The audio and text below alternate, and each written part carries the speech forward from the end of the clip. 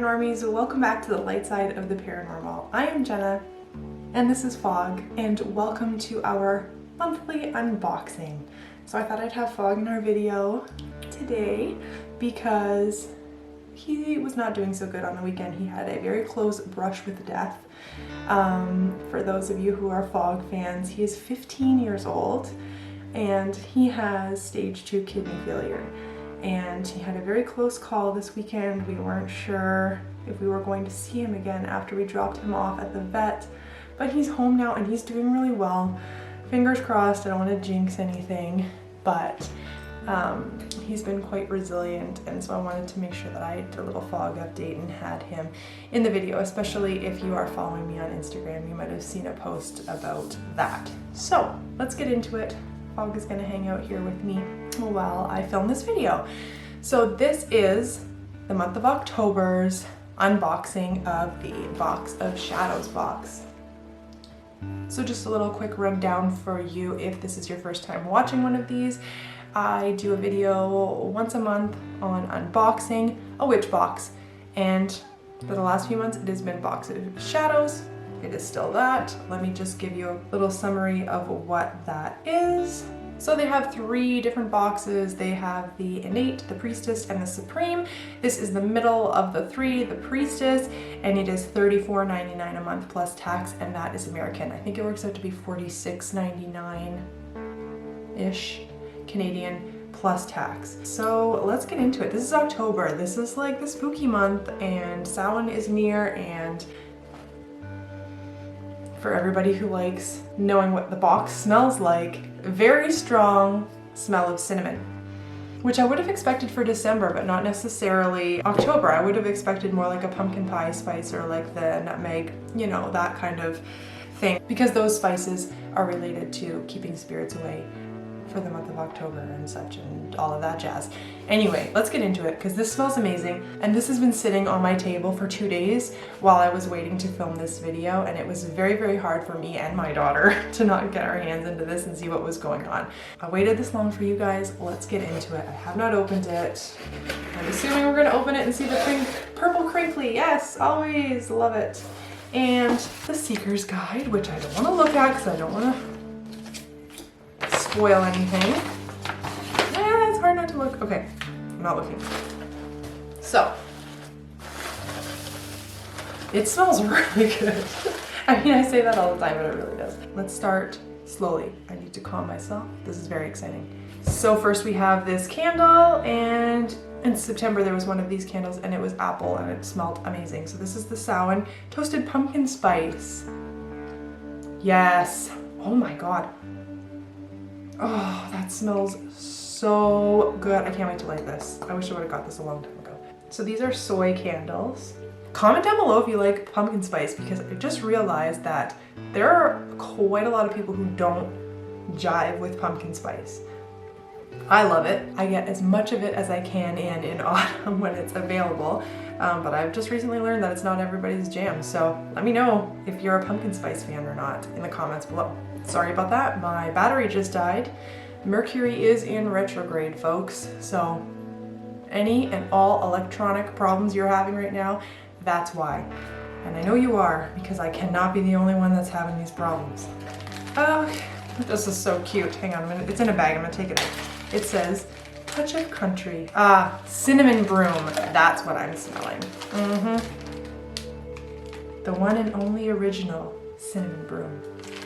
Cinnamon Broom, Jenna, what are you talking? You want to see it? Well, hang on a second, it's hard to take out of this noisy bag. Look at this cute little broom. And it's got like a little hooked hang. Wow. Oh, that's going out. This is like such a Christmas smell to me, cinnamon, so I'm sure there's something that you do with this. I'm the world's most lazy witch, like I don't know any of this stuff, so we're gonna look it up. This is a hefty guy. So what is in here? I don't know. It's wrapped in newspaper, and what was in there was this beautiful chunk of black obsidian. Real talk for a moment here. I've said it in every single one of my prior videos where I'm unboxing these things. about how when I want something and I need something, especially crystal wise, well, herbs too, and I just haven't gotten out there and gotten it yet, it comes in this box.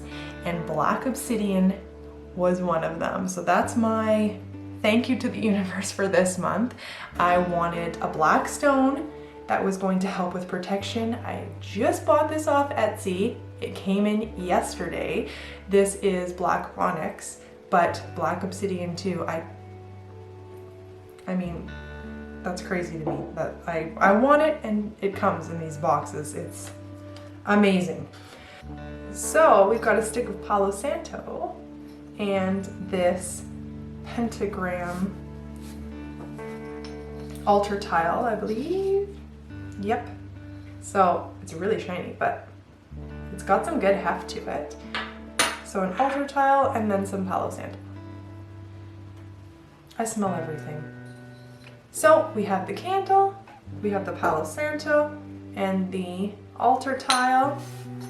Then we have the cinnamon broom and this huge chunk of black obsidian.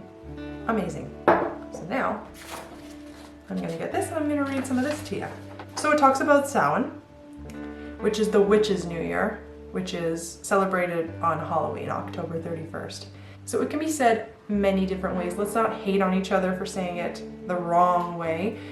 So it can be pronounced Samhain, Samhain, or Samhain. And I've recently started to try to pronounce it Samhain because that's, I think, probably the most popular way to pronounce it. But I, as a solo practicing witch who has never really heard these terms pronounced the proper way, have always kind of said it Samhain.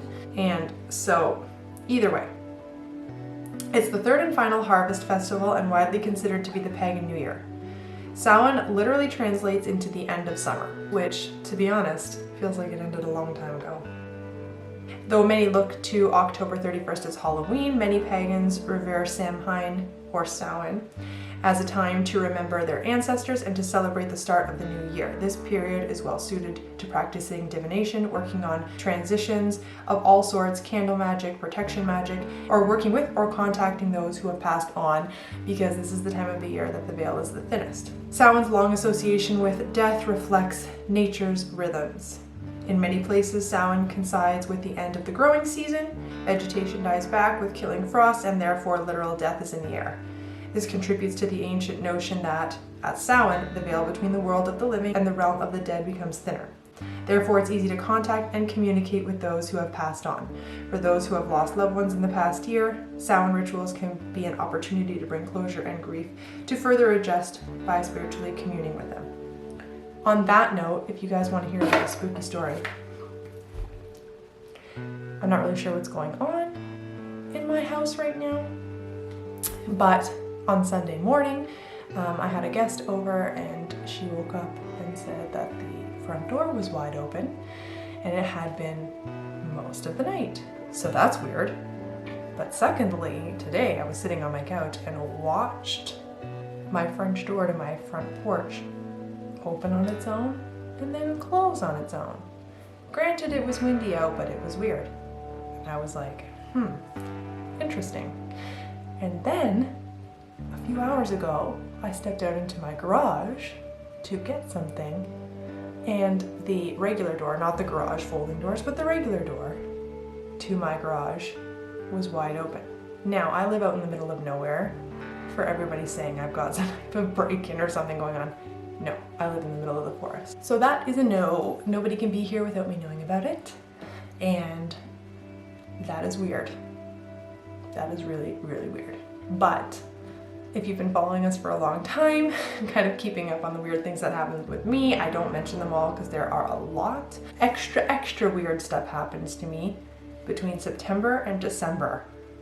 And the only thing I can attribute to that is the fact that the veil is thinner. So I'll keep you posted if anything else should go down, but that is weird. I don't often get, well, actually I've gotten, without getting too detailed, I have never gotten my outside doors opening and closing before. That's new. So, okay, let's read about this broom. A besom, I don't know how to say this. Besom, I sound like a fraud. or a witch's broom, let's just call it that, is a tool as integral to the craft as a cauldron. Much like a wand, a witch's broom, charged with magical intent, can be used to direct energy. Circle casting, protection, and repelling unwanted visitors are only a few uses of the witch's broom. Cinnamon is a powerful spice with an equally powerful smell. Highly versatile in both cooking and spell work, it is often associated with love, healing, protection, spirituality, sexuality, psychic ability, success, and power. It is the smell of autumn, of hot apple pie, mulled cider, and pumpkin pie. The warm scent gives any home a welcoming feeling.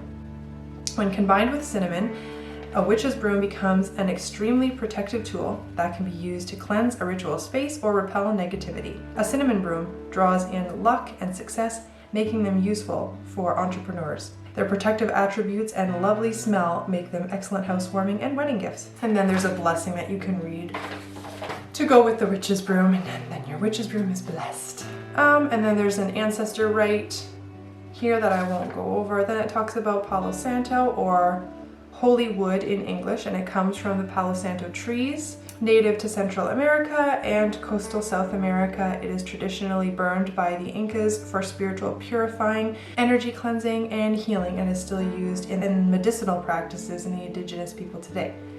Ethically harvested, Palo Santo comes from fallen trees and limbs, as opposed to being cut from living trees. That's very important to note. In modern New Age practices, Palo Santo is burned as incense, or the smoke can be used to cleanse spaces, objects, and people. Some of the most well-known uses for Palo Santo include inspiring creativity, invoking protection, infusing blessings, and bringing both love and good fortune. It is a wonderful tool to use before and during meditation. Its uplifting scent helps raise vibrations and bring a deeper connection to the earth.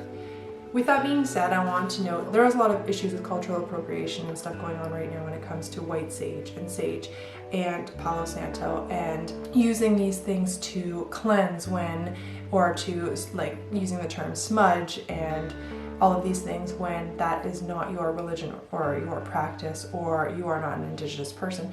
I just want to let everybody know that whatever I get in these boxes, I did make sure is, like it said there, ethically harvested. I don't claim to smudge. I don't smudge. I don't know how to smudge. I am not trained in such a way or anything like that.